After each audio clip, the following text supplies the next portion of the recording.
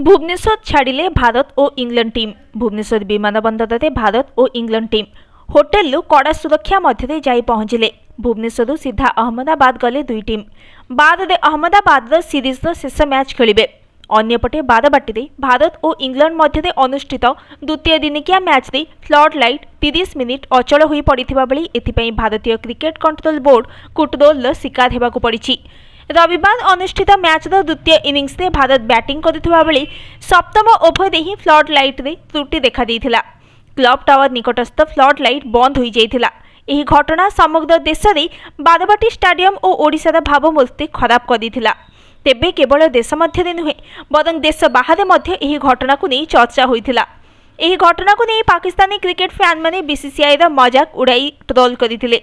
निकटरे New Zealand cricket दल पाकिस्तान गस्तरे आसीथिला। प्रथम दिनिकिया fielding करुवा समय न्यूजीलैंड राचिन रविंद्र आहत होइथिले। कैच धरिबाकू जाउथबा बेले फ्लड लाइट कारणरू तांको मुंडरे बॉल बाजी से आहत होइथिले। लाहौर गद्दाफी स्टाडियम रे एही मैचटी खेला जाउथला। आसंता चैंपियंस ट्रॉफी वेन्यू मध्यरु एहा अन्यतम। एही वेन्यूर फ्लड लाइट चीन रो आमदानी करा जाइथिबा बेले एहाकू समालोचना करा जाइथिला।